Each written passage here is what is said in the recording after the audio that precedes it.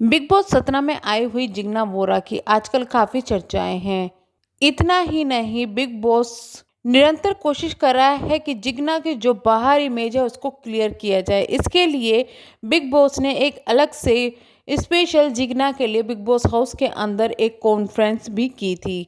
आइए जानते हैं कि जिग्ना वोरा का असली सच क्या है, कि जिसकी वजह से उनका जो पत्रकारिता का करियर था वो अब से एकदम इतना ज्यादा डाउन कैसे हो गया।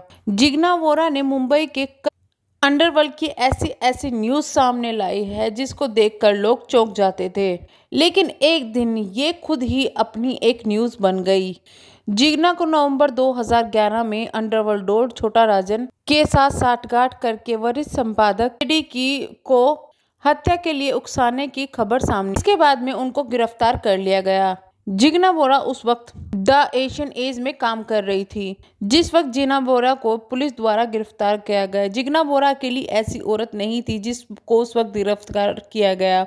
जिग्ना बोरा के अलावा बहुत से ऐसे लोग थे जिनको उस केस में गिरफ्तार किया गया था। पुलिस ने अपनी चार्जशीट में लिखा कि प्रोफेशनल रंजिश के कारण जिग्ना बोरा ने राजन से जेडे की शिकायत की थी। डे उस वक्त मिड डे में काम कर रहे थे और राजन उस वक्त विदेश में रहता था। डे की उस वक्त की उम्र 56 वर्ष थी। डे को उस वक्त मोटरसाइकिल सवारों ने गोली मारकर हत्या कर दी थी। ये मर्डर 11 जून 2011 को हुआ था।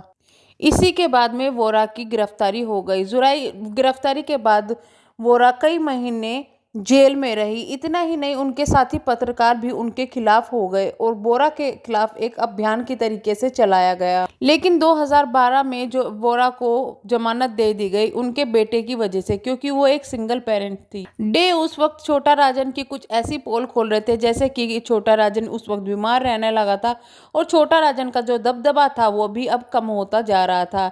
इसी को लेकर वोरा ने उनसे शिकायत की थी। इस वजह से वो भी इस मर्डर के लिए तैयार हो गए थे। कुछ क्राइम रिपोर्टर तो वोरा को सपोर्ट किया करते थे, लेकिन कुछ उनके खिलाफ बहुत ज़्यादा बोला करते थे। वोरा बहुत ही कम समय में क्राइम रिपोर्टर के क्षेत्र में अपना नाम बनाने में कामयाब हुई थी, जिसकी वजह से कुछ लोगों को उनको प्रॉब्लम होने लगी थी। तो था कुछ पत्रकार का कहना यह भी है कि कुछ पत्रकार पुलिस के साथ मिलकर वोरा की गिरफ्तारी के लिए उनको भड़का रहे हैं। क्राइम रिपोर्टर के लिए अंडरवर्ल्ड डॉन से बात करना, उनके फ़ोन में उनके नंबर होना कुछ ज़्यादा बड़ी बात नहीं है, लेकिन पुलिस ने इसी चीज़ को उनके खिलाफ सबूत बनाया। इसके बाद लंबे ट्रायल पीरियड के बाद में जिग्ना वोरा को बेकसूर घोषित कर दिया गया। लेकिन ये कहानी यहीं पर नहीं रुकी। मामला हाई कोर्ट तक पहुंच गया और हाई कोर्ट की पहली ही सुनवाई में जिग्ना को निर्दोष साबित कर दिया गया। लेकिन इसके बाद भी उन पत्रकारिता का काम उनको वापस नहीं मिला। इसके बाद अपने आप को स्ट्रगल करते हुए जिग्ना ने अपने लिए एक किताब भी लिखी, जिसमें उन्होंने अपने सारे स्ट्रगल शेयर किए। उनकी पुस्तक का नाम है बिहाइंड द बार।